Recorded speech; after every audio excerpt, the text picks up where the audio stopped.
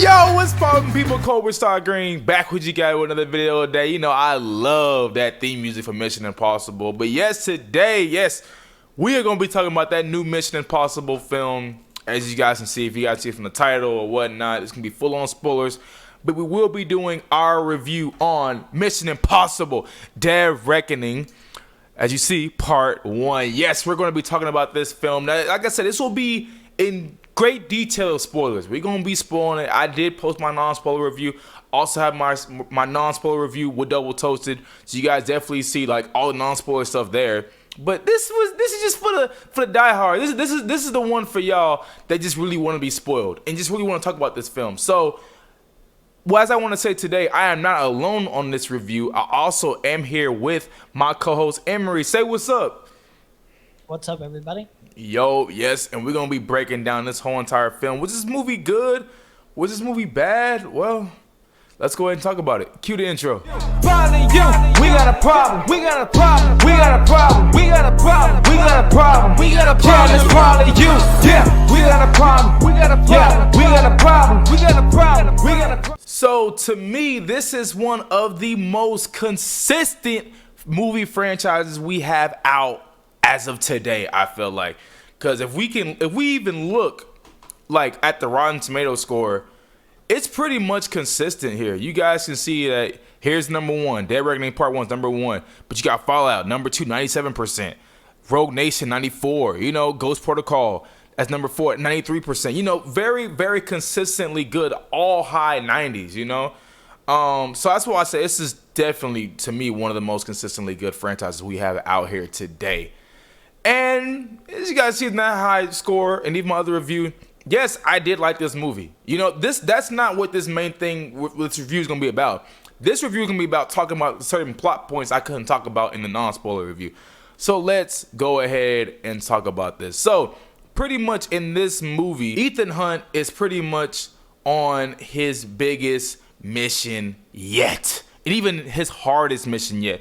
Pretty much everybody is after these 2 keys. And what we find out at the end of the movie is that these 2 keys end up unlocking the submarine that ended up sinking that you see like in the first 5 minutes of the movie. They unlock something inside that submarine, and they showcase the location of the submarine. Am I right there? Something like that. I think the keys definitely unlock like a secret power to control the AI, and I think the submarine has something to do with it. Like maybe there's something in there that. Yeah, so that's what I was thinking. But let's go ahead and talk about this, man. Look, I've always said this with these films. These films give me, especially Mission Impossible, give me severe anxiety. These movies really paranoid me. And you're like, Cobra, why did that paranoid you? Because of the fact that it's really Tom Cruise doing these goddamn stunts. There is times in this movie where he is literally like, he's on a motorcycle. This is an example. He's on a motorcycle.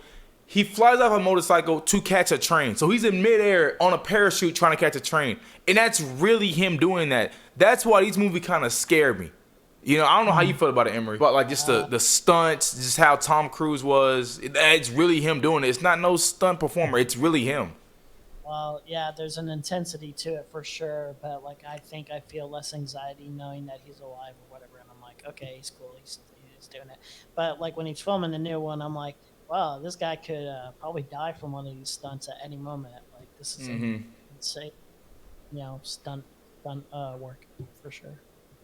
Yeah, but yeah, just watching this film, I was like, Jesus, is he gonna make it? Nah, I know, yeah, of course he makes it.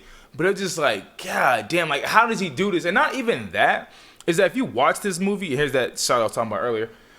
When you watch this movie, like, the camera has to follow also. So I would say good kudos right here to the camera shots, because to actually be able to pull off and get these shots is really beyond crazy to me. You know, not that Tom Cruise has to do them, but that they had to, like I said, pull off these same shots, pull out these insanely crazy shots. So, and he has to do multiple takes of it too as well. Yeah, that's the thing I think about, because one take might not be good enough, so they have to redo it. So they have to redo that whole entire stunt again. Like that's just, and it's nothing, and everything's practical, nothing CGI. You know. If I remember correctly, he did a take just for promoting the movie, like doing the stunt, talking to his fans for the promotion of the movie. Yeah, So you know what? Actually, yeah, I do actually remember that. yeah, It was like, yeah, he just randomly jumped out of a freaking plane. I remember that. I was like, God damn, you randomly just jumped out this goddamn plane? yeah.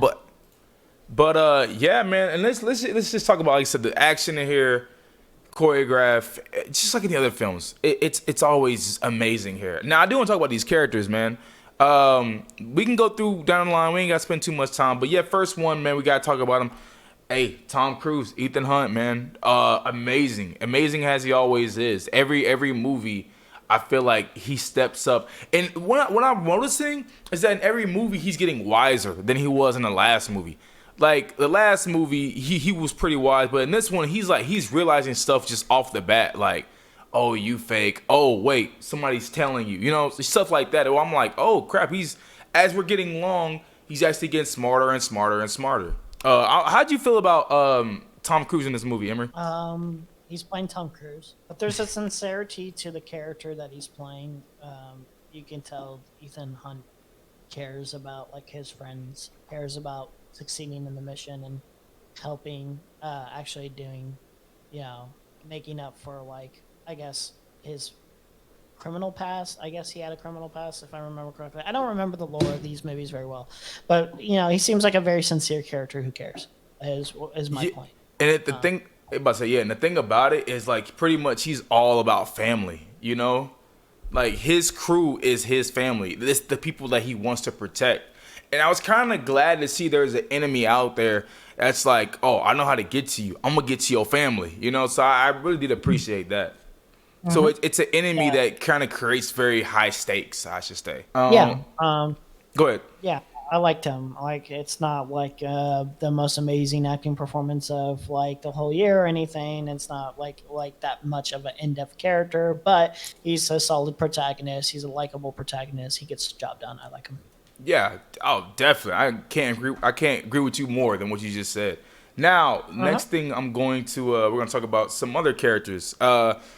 We're not gonna talk about every single character. We're gonna talk about some of them. The next character I do have written down here is it's a new character. I'll say it's a very new character.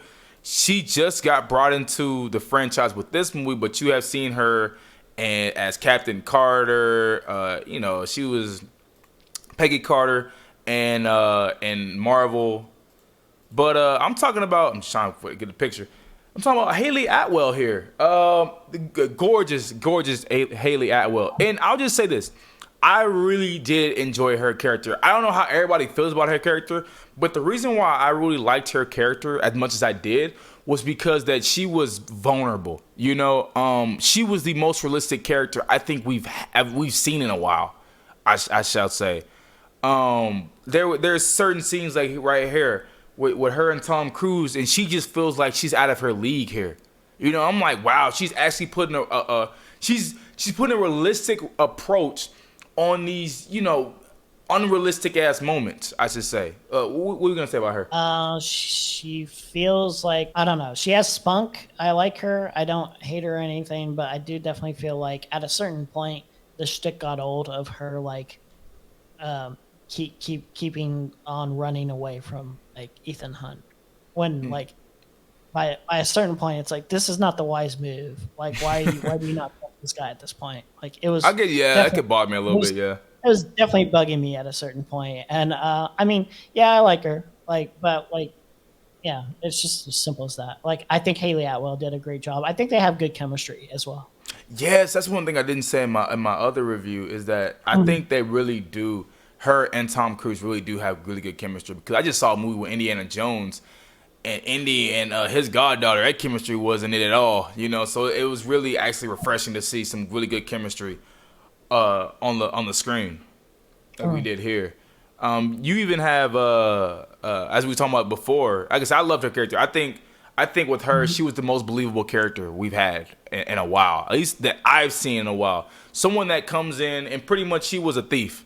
Before we really even knew her, she just stole stuff for people, right? But now she finds out, she gets sucked into this life, and she's like, yeah, I'm really over my head here. You know, she didn't Yeah. even want to do it half the time. So yeah, I really did like that. I really did like her character overall. I feel like, but I'll talk to some people after, and they just really wasn't a fan of her character at all. So that's why I was Well, like, I don't. yeah, Go ahead. I remember one quote from her where she was like, "I got that woman killed," and it's like, "Yeah, you did. You ran away. You didn't listen." And Yeah. it bugged the crap out of me there. I can't lie. I was like, "Yeah, you literally did get her killed. Like you did. You didn't trust Ethan when by that point you definitely should have. Like I can understand once or twice, but like the third time, okay, maybe. The fourth time, all right.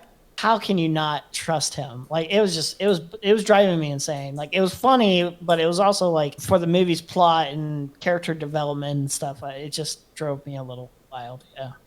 No, I completely understand that. I understand that one.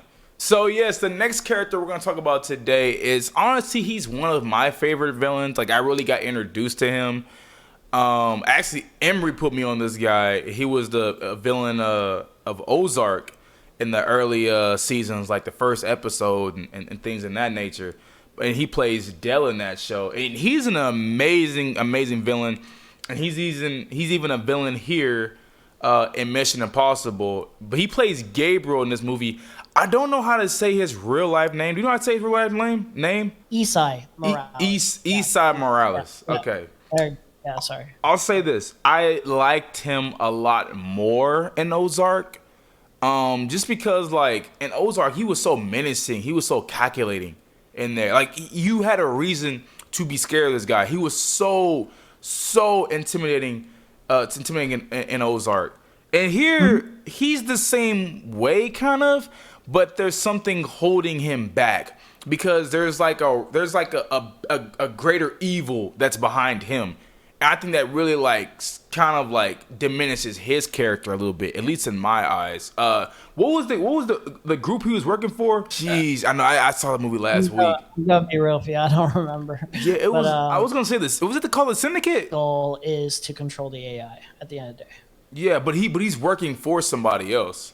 I think he's really working for himself at the end of the day.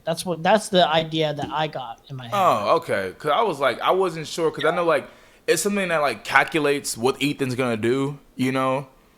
I mean, that's the AI. Yeah, Like, that was the AI. So I was like, okay, is he working for this entity or what is going on here?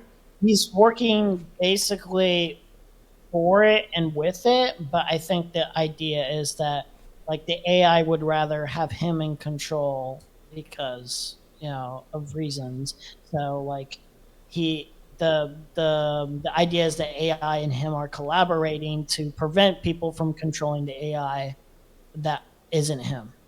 So yeah. Okay, so now That's what I got. See, I was like, yeah, this is the one part I know. Everybody in the comment section, don't get mad. Like, Cole, you don't understand the movie. This is just one little thing I didn't understand. So let me ask you. So he's trying to go out. He wants this key to unlock this AI in a submarine, right? But I don't get it. If he's already working with it, why does he have to unlock it? I don't understand that.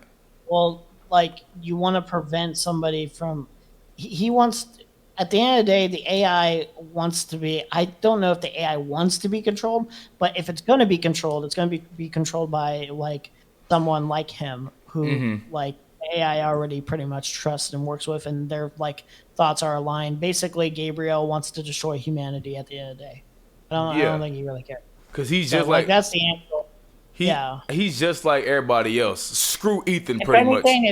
If anything, it's more like Gabriel is working as the AI's kind of puppet in a way. Yeah, that's how I was saying it. Because the AI was pretty much like, be like, okay, go here, do this, you know. And it was helping out Gabriel. So that's what I got from that. But I was like, why does he give a damn about the key?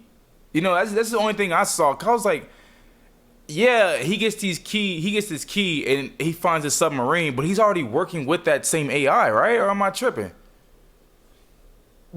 He's working with it. The end goal is that since people are after the keys, like every government is after the key. Not Ethan Hawke.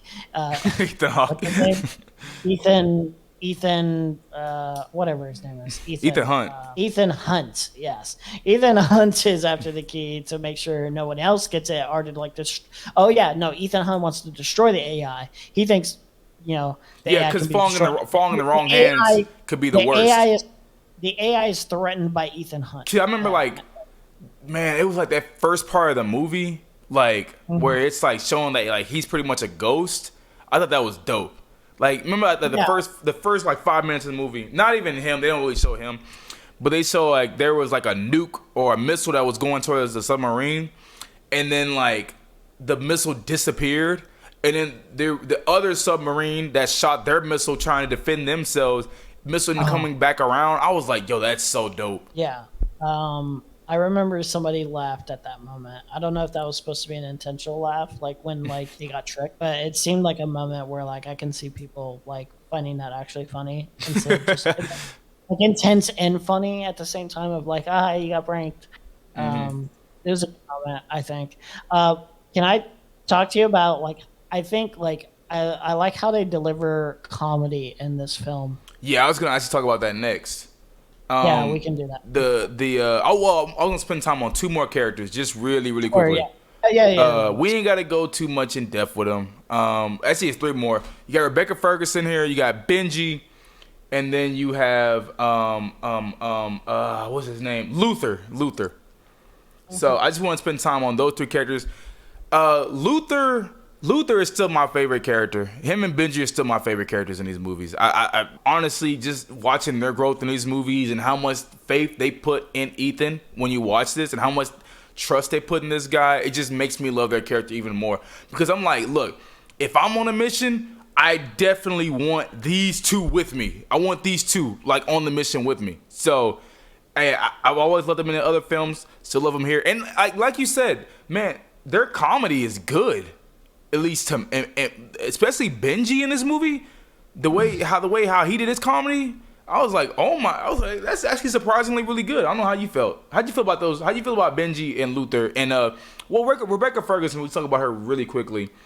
Well, I like those two characters. I mean, they're funny, but like the highlight of the comedy for me is a different aspect that I want to get into later. But yeah, they're funny. They're likable characters. I like them. I can't really speak too much about them other than like I like them. I don't know if there's much character depth to any of them besides like their history in the franchise that I don't remember the lore for very well. But I like them. Like they're good. No, they're characters. They're definitely my favorites for a reason. I did want to spend like 2 seconds just talking about one girl real quickly, and we didn't really talk about her too much, but we're gonna talk about. I'm looking for a picture for her right now because I don't want to throw out no random picture. Rebecca Ferguson. Yes, Rebecca Ferguson. Go ahead and talk about her. What you liked? She's just boring. I don't like. Okay. I feel like I don't know what it is. I don't hate the actress or anything, but everything I've seen her in, even like Dune, which I really love Dune, she is serviceable in Dune, but she's not like a highlight for me or anything. It seems like she's competent, but she doesn't really bring out anything interesting to me. And this is the same case for the Mission Impossible movies. Like I feel nothing. I don't know. Oh, so we're completely. So I mean, we're not completely on two different sides. Pretty much. Yeah. At least in my eyes, to her, she just plays another love interest for Ethan. I think she does that part well. We don't. It's crazy. We're 5 movies in, we still don't know too much about her character. Past what we've seen on screen. But I still like her character though. As a whole, I liked her, and even like in her death in this movie, it made me really appreciate her more. I don't hate her. I just like I don't really I don't think she's a very good character. There's nothing to her that I'm like, wow, like that's memorable. Like she's not very memorable. Is the thing. That's fair. That could be fair. Yeah. That's definitely fair criticism. She was only in 2 Mission Impossible movies, maybe 3. This was her. This was her 3rd one. Yeah. Okay. Yeah. I don't remember her in 6 and 5. I guess she's just that forgettable too. Like but like I know she was in it. It's just I Yeah, don't no, yeah I don't know. five. She was in. She was like one of the main characters in five. In this one, because Mhm. I've actually been rewatching the old movies. I don't know why I just been rewatching them. Like she was like the main part of five. But in this one, you could kind of say she kind of gets sidelined in this one. For Haley Atwell's character, because they bring her in this one, but it's kind of like at the beginning of the movie they say like she's dead or something like that. Like they she pretty much fakes her death, and that gives her like a reason to be off screen for a good hour. You know, Wait, she only comes back on this damn boat pretty much, and then she ends up dying like 15 minutes after that. So yeah, the thing with that character is too, like it's like with what I was complaining about Haley Atwell basically getting her killed. I'd be much more mad at that character and not like that character more if like Rebecca Ferguson's like character was like an interesting character to me in any way, shape, or form. So I don't know. no, I get I, I definitely get what you're saying.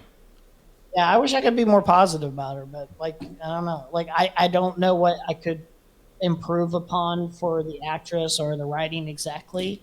It's just very bland. I mean, I know, but like for this specific narrative, I don't. Yeah, I don't know. No, I definitely get what you're saying. Now, let's transition. We talk about the characters.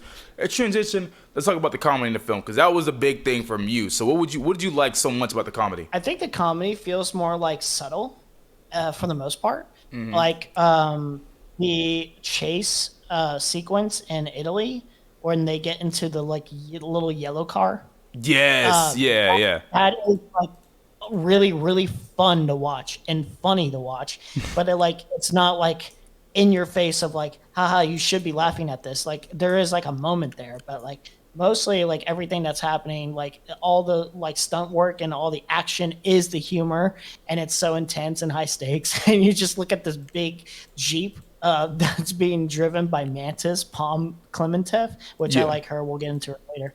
But then like it's just chasing this little yellow car, and like it's just driven by someone who doesn't really isn't really comfortable with driving in these kind of intense situations. It's just really interesting. And that's the comedy of it. And then one of the other aspects of the comedy I like is the moment when he does that big skydive, like that big stunt work. Yeah. And the payoff is a joke, really, where like it's a story moment, it's a story beat that saves like one of the characters, but it's like also a joke, like a very good timed like story joke, and like it felt fresh and unique and like just in the moment, like it didn't feel forced or anything. He like just crashes into there. Like, that's the most unexpected way. Like I knew he was going to save her in time, but I didn't know how and when, and I was just like, oh, crash, just suddenly like hit, like problem solved. And it was like the most well-timed joke. I really loved it.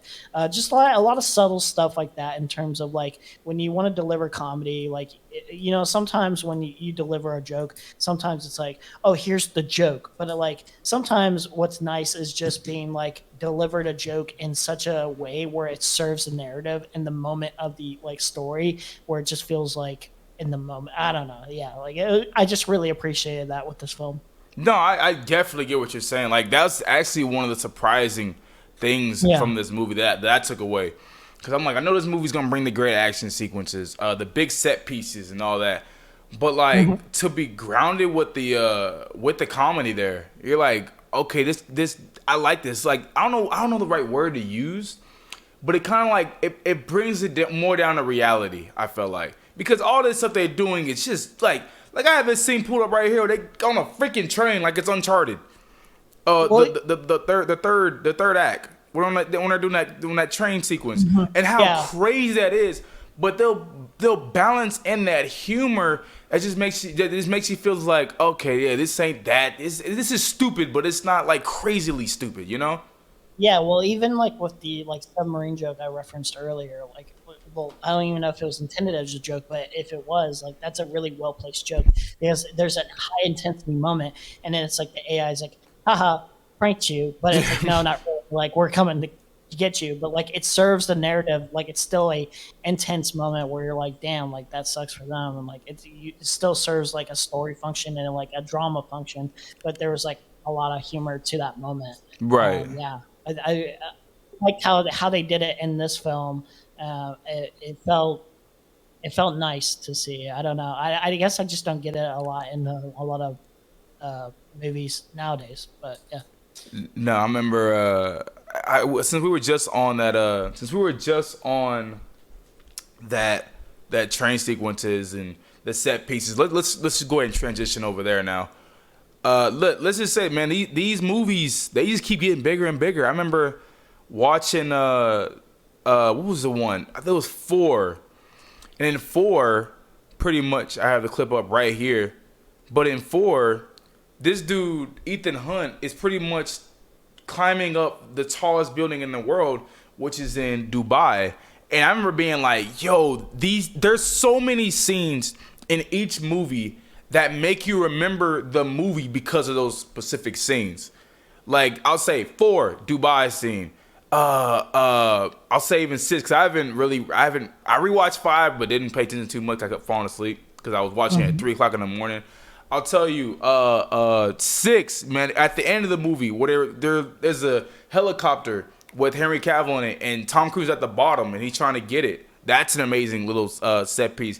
If you have 3, the Rabbit's Foot, where they go after that big ass tower, or they're running up that tower at the end of 3. But there's always something very memorable in these movies. Like, there's some set piece, some action sequences that's going on that makes you remember that movie because of that piece. And I think in this movie, oh, forgive me, but I think in this movie, I think that will be damn near that train sequence. I feel like from start to end, I feel like not starting on the train sequence, but starting when he was on that bike, and he's as you guys see right here, and he's parachuting over to the train. I think this would be the memorable moment from this movie. I don't know how you felt about it. Honestly, I felt a little underwhelmed. I think it was a good moment, but I think most of that moment you could see in the trailer, which is well, it's crazy because when I watched this movie, I never saw the trailer. I don't really watch trailers like that anymore, so I never knew about any of this stuff happening. But go ahead. I feel like I liked the stunts in this, but nothing like it feels like I'm being like negative Nancy here, but like I don't know, like nothing was like, oh my gosh, this is like the coolest thing ever, except for that moment. I think they should have emphasized that like big stunt moment. Like they should have really gave it more time. Like I don't know, like it just felt like it was over in a flash. Does that make sense? You talking about the train sequence at the end? Yeah. Like, okay, no, I felt like it was kind of long. Honestly, not the train, like the jump. Oh, okay, got you. At that jump, like I wanted to stay in that moment a little bit longer. You know, like really feel that. Like I don't know, I felt like I could have felt that more. I don't know, but I liked it. Like, there's nothing bad about it. I think it's still an impressive stunt, nonetheless. But like, I was like, man, I wish they like gave it a little bit more time to breathe. Yeah, that would have been cool. I could see that. I could see that. I just was having so much amount of fun watching it all. And I was like, yo, I'm just so immersed in this shit. It was definitely cool. I definitely did like it. It is an impressive stunt. I think I prefer in Rogue Nation the plane hang when he's hanging on the plane. That is at the beginning of the movie. That's the one that I was trying to think of, but I didn't know what to say. Yes, at the beginning of the movie. That was an insane one. I love that one. Like that one's like, and he did that for real, and I'm like, man, I can't even imagine doing this for a film or anything like that. That's just insane stunt work right there. That's really. That's the one that happened at the beginning, right? Very beginning. I think it was in the beginning. Yeah. Yeah, I was trying. I was like, bro, which one? I was like, I know something crazy happened in 5, but I just couldn't. I just wasn't on top of my head. But yeah, I remember that plane sequence at the beginning of the movie where he's trying to steal. He's still in this big ass box, and the dude just kind of looks at him. He's like, bye, pretty much. So yeah, I do remember that. But yeah, just really quickly saying on this train sequence, really quickly, man, this whole entire train sequence, I'm about to show you guys right here. Pretty much reminded me of a video game that came out years ago. It's actually one of my favorite video games of literally all time, and that is as I pull it up right here, that is Uncharted 2. One of my favorite games of all time. That scene definitely at the end of the movie definitely reminded me of Uncharted. As you guys see right here with Uncharted, Nathan is having to climb up a train that is about to get it's about to fall off pretty much, and it's kind of the same way. Even the camera angles are kind of the same way they are in Mission Impossible, and it just really I think I don't know if this is true or not, but I really feel like they kind of got inspired by Uncharted 2. But I really, really enjoyed that train sequence. Like I said, just because of just how much the similarities, how much it reminded me of my favorite sequence in all of the Uncharted games. So I don't know how you full on felt about that train sequence, but I loved it. I don't know how you felt, Emery. I liked it mostly. I was reminded at times though, like I kind of got pulled out when I was watching the train sequence at times, where it felt like I would look in the background and it looked like it looked CGI in the back. Like, and I'm like, oh man, come on, like Yeah. pulled me out just a little bit. Oh man, but like overall, I really liked it and it was really intense. Like yeah, I'm just like watching it and I'm just thinking like man, like just imagine actually being in this moment. Like, I oh my know. gosh, like, yeah, it's crazy. That's one thing I'll say about these movies for sure is that like the stunt work, even when they're at their most unbelievable and phony, it still gives you an intensity of like, man, just imagine myself in this situation. I can't even like, yeah, it's crazy. I love that sequence. I think it was delivered pretty well. Yeah. Yeah. Now, next thing we can talk about is so this movie is it's the longest longest Mission Impossible movie we have to date. 2 hours, damn near 45 minutes, 43 minutes. And I'll say this: you told me this before the movie. You said you did not feel the runtime, and I'm going to say I didn't feel it either. I'm gonna be completely honest. The pacing of this movie moves so quickly, you don't really get to feel it. This movie doesn't really get to slow down. You don't really get to be like, you don't really have time to like truly catch your breath. As I say. So I think that really helps the movie out. Go ahead. What's funny though is that I think I can still make some like little criticisms here or there of like how they could have cut it short and it really like just by maybe like 5 minutes, maybe less than that, maybe 3 minutes. I think there was moments where they felt like they had to reiterate some things from the past, like show you like old movie clips or like when they were talking about something. Yeah. And I was like, oh, they could have cut this. We didn't really need this. I feel like you could follow through like with like basic stuff like that I like. I just bugged me a little bit. But overall, the pacing was really good. Like I didn't feel long at all. That's one thing about these movies is oh shoot, I got it on you. Is that I'm rewatching 6, 5, 4. Like I'm rewatching it. I'm like, man, the pacing of all these movies is so well done that you just forget how long they are. And that's kudos to the writing. Kudos to how it goes from one set piece to the next. Now let me ask you really quickly because we talked about this with Double Toasted, and I just want to see your opinions on this. So we just saw Indiana Jones, and the biggest one of the criticisms was that the movie doesn't have time to focus on the characters. It just pretty much is, let's move from one action set piece to the next. And that was a huge problem with Indiana Jones, like I said, because you didn't get focused on no characters.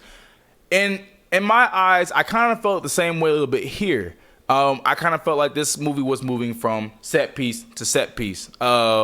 And didn't give any time for characters. How do you feel about that? I've always felt that way about the franchise in general. I think that's why, like, at the end of the day, like, what's the most memorable stuff about this is usually the stunts and, like, I guess the, like, a lovable goofball side characters mostly. It's no offense to, like, I don't think the characters are necessarily bad, but they're a little bit, what's the best way to say this? I guess simplistic is a good way to say this. So like when I watch these films, I know what I'm getting into. I'm not looking for a huge, big character study. But objectively speaking, I think these movies would be better if, like, I felt more for the characters at times. Like, just imagine if, like, these characters were a bit more fleshed out with more interesting stories than there already is.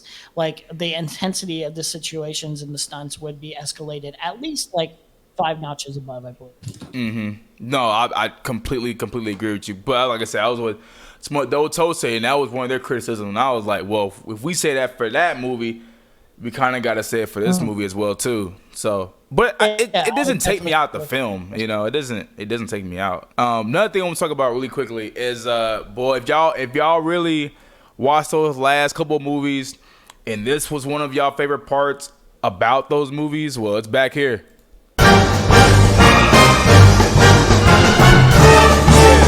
God damn it.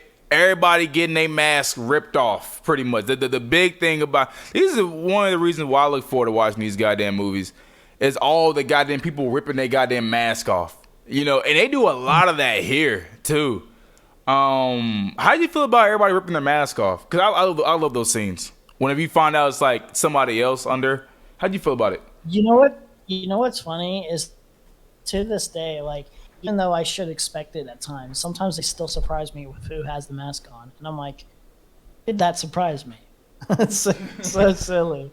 It's like something that I should expect, and they clue you in on sometimes, and then I'm still thinking to myself, oh, why did you just surprise me here? Like, like, how did you do that? I don't know. It's fun. I like I like old mask things. Yeah, those are nice. I remember the big thing was when they did in 5 with Henry Cavill's character, when they ended up faking him out. Dude, that's my favorite like mask ripoff scene, like, of all of these films. I think the best utilization of acting so far from what I've seen, like, again, I don't remember all the Mission Impossible very well, but I liked it in this one where, like, the mask was on for Haley Atwell's character, and she was playing villain Vanessa Kirby's character. Yeah, she's playing Alan. Is that her name? I think Vanessa Kirby did a good job of playing somebody that is, like, clearly another character, but it felt like that. Does that make sense? It did actually feel like that character. Yeah, it actually did feel like a newbie playing that. Like, it felt like it felt like Haley Atwell was really playing her.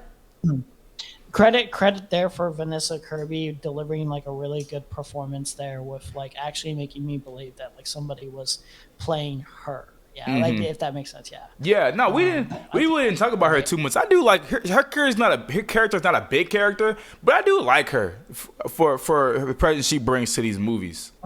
Yeah, she's an interesting presence. I like her. I also love Palm Clementif. Like, she does a great job of delivering, like, this, that's like, Paris in the movie. Badass. Yeah. She plays Paris. Go ahead. Well, yeah, she plays this silent badass character, like, and, like, she's just, like, having fun, like, doing it too. Like, the moments in the van where she's just, like, screaming and having fun, like, when she's doing it. Yeah, I got a lot of cool action sequences out of her. I think she was just a good, like, side villain kind of character. Yeah, there's not much to her character. As I'm about to show you guys exactly who she is here. There's not. Yeah, for sure not. Yeah. But for the time that I saw her, I think she did a really good job. This is her right here as Paris. I was looking for her in the trailer. I really did like her, you know, and it was sad to see at the end of the movie that she does end up dying at the end. I was like, damn, they could have really kind of done more with her character. But I liked her for what she was doing in the movie and who she was in the movie. So I did like her. I think that's like one of the first times I've actually seen her in a movie. I feel like in a different movie other than Guardians of the Galaxy. Yes, maybe. I don't know. I'm not. Yeah, no, she played Mantis. Yeah, I know. Yeah, I know. That's her. Okay. Yeah, she always does a great job playing people, though. It's funny though, but now, like, every time I see her, like, I'm gonna think Dave Bautista should be right beside her, goofing around with her. It's just now instilled in my brain. I was just watching the film, and I'm just like, where is Drax to protect Mantis right now? I don't know. I think she's got a lot of potential for great action sequences. I think she could be a great acting performer in the future. I'm excited to see more from her. I think she did great in this film. Yeah. And the crazy thing is she has good range too. I felt like she has really realistically good range. Now before we get up out of here, one thing to talk about before we get up out of here, predictions for the next movie. Let's talk about them. So I do feel like we're going to, in the next movie, I mean, of course, it's gonna be a major plot point. We're gonna end up going to that submarine. We're gonna start learning more about this AI in this next one. Honestly, I was gonna be like Ethan Hunt might die at the end, but then now Tom Cruise came out and said he wants to do this, so he's 80, so that's off the table. But imagine him 80 years old and doing that. Hey, if he's in great shape at 60. Yeah. So I'm like, I think he could do it, honestly. Dude. Okay, so even without Tom Cruise saying that already, like I just can't imagine Ethan Hunt dying, even if like they ended the franchise. Yeah, I think they would want to end it on like some good note, like really great note. This is definitely not going to be the finale. They're going to do more Mission Impossibles, but this will be the finale, so to speak, in a sense of like they're not going to make another Mission Impossible for like a good while. I think after this next one, shoot, like, they better goddamn not. I think they'll give it like 3 years or something, and then they'll come back to it. And you know, it's crazy. I heard they're supposed to shoot part 1 and part 2 back to back, but because of COVID, they ended up doing it. So now they have to shoot this next one now, pretty much. So, well, like the story is like fine so far. Like I'm not super duper invested, but I'm invested enough that like I do want to see the next one and see where it goes. But I'm not like predicting anything crazy because like I think they're gonna play it pretty safe. Like I would be surprised if part 2 pulls like the punches and like delivers like very clean, solid deaths from like actual big major players from like the franchise. I don't see them doing it. But like they could surprise me. I don't know. Yeah, I mean, they did bring his wife back at the end of the last goddamn movie. But one thing you talked about and that you told me about was you said you were comparing this movie's ending to a lot of other movie endings that came out this year. Fast X, even Spider-Man Across the Spider-Verse. You said this ending, in your eyes, was better than those two. Do you still feel that way? I do, because it did feel more fitting of like what the overall the story's clearly not complete. So I still think it kind of bothers me a little bit, but I think that's the nature of part 1s and part 2s. But at the end of the day, this still felt like a fresh, like overall story where like I feel like I got a major like new character, like Haley Atwell's character felt a little bit more fleshed out. I do feel like the major events of this film, like all the like arcs were basically fulfilled to where they needed to be. There was a good ending for where it could leave off and like give you like the expectations for what's happening in the next one. Like with Spider-Verse, the problem with Spider-Verse in my head is they leave you somewhere where it's going to go, but like there's so many different like moving things at the same time where I'm like, it doesn't feel satisfying in the moment. It almost feels like there should have been like 5-10 more minutes at least to like wrap up some things and maybe like, hey, like this is where we're at. But like with this, it felt like this is the stopping place. This feels like, I don't know how to describe it. It just felt like a nice stopping place. Like she's joining them. He gets away, like he has the things he needs, and then now it's the villain's turn to like get back at him, basically.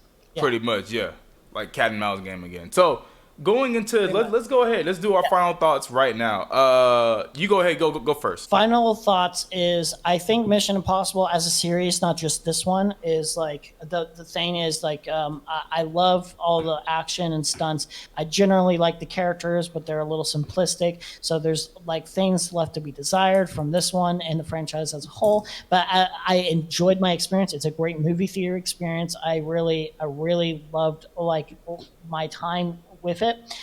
It felt fast paced, even though it was a long movie. I feel like I had a like great sense of closure for that part 1. I am excited to see part 2. Like not like excited, but like I will watch it like day 1 when I can. Right.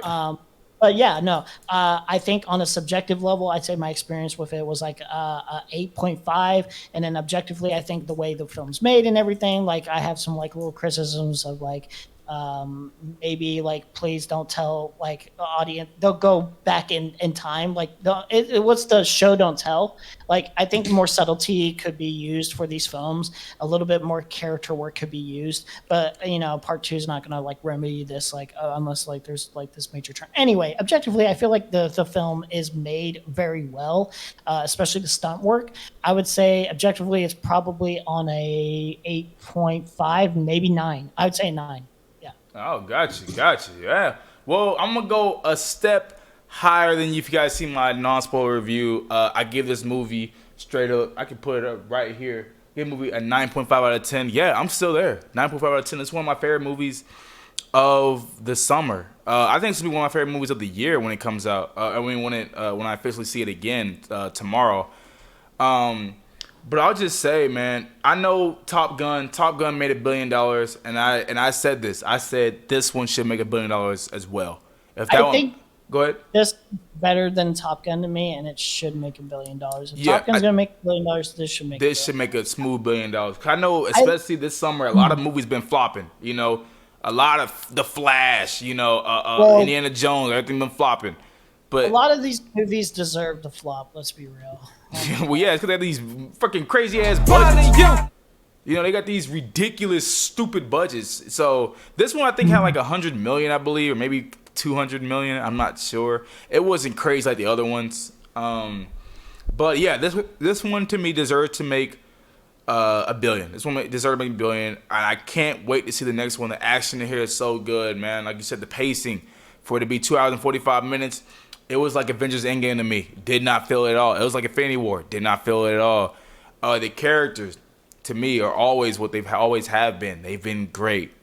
They've been good for their moments. There's always those moments that drive a movie. There's always those moments that make you remember this certain movie, and they do it again here. I don't really have a lot of complaints with this one. Honestly, this is one of those movies where it's like it's hard to like find something I didn't really like about it. You know, because nothing in here didn't really bother me. Did not really bother me. I loved this movie. It's a solid action film, a solid stunt work film. I really enjoyed it. I think it's a good like 1 or 2 watches for sure, and you'll enjoy your time. Right. And then you'll revisit it again and like look fondly back on it. Like the other Mission Impossibles, generally speaking, is like yeah, maybe like they're not the most memorable movies, but like when you do watch them, you have a good time. I can't think of a Mission Impossible where I've been like, man, like that was a bad time. This was a bad movie. Like every franchise, it seems like has like their bad movies, but this one doesn't. It really doesn't. I don't think it does have like one flop. Not at all. No, these movies have always been truly amazing. This, like I said, this one was here too. I'm curious because I was like, I'm trying to think. Do we talk about like specific plot points? I know we talk about the keys, talk about the submarine. Was there anything that we missed in this one? I think you can like go into like Ethan's character of like wanting to be more protective of like what he views as his family, his friends, and all of them. You could go into like his dynamic with like Haley Atwell's character, where she doesn't trust him. We did go into that a little bit. Quite frankly, like I can't say too much more than that. Like I feel like Ethan's background of like, oh, like here's how I got into this, like this villain that like we're just introduced to, he killed like the first love of my life or something like that. Like, you know, like stuff. It's pretty basic. Like it's a pretty basic character like plot focus. Like it's like pretty run of the mill. Like there's not a lot of depth there. I don't know. Do you have anything to say about it? I really couldn't think. I was like, that's why I was like, we talked about our predictions in the last one. Basically, it was just really cool how the movie like it started out with the submarine, ended with a submarine. We came back to that point, you know. So I'm really excited to see what they're gonna end up doing in the next one. Go ahead. One more thing that I like is that I also like in these films is that like it's not, the intensity is not just with like Ethan Hunt's character. Like he gets probably the most intense like stunts and everything, but the intensity can also be felt with like the side characters like Luther, and like what's his name again? Sean Penn's character. Benji. Anyway, well, yeah, Benji with the prank nuke. It was not the real nuke, but like he had to solve a bunch of riddles. Oh That was yeah, intense. I love that scene.